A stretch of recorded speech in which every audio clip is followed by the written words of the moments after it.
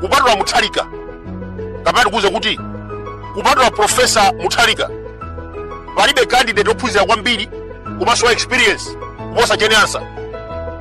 1994 anayoya Jairo samapereka matope ndi mawiri baba.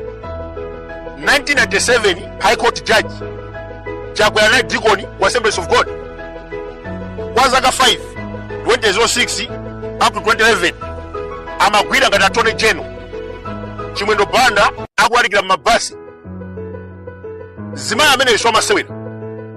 She is only female attorney kumayi kuno ndi zimayi yekhayo anagwira ku Supreme Court ngati Justice of Appeal.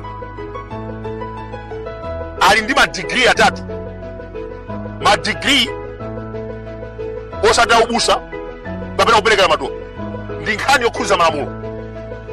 Leti mafusa iweyo Timothy Mtama, who is better between Jeni Ansah and Jairus Chapwe? Who is better?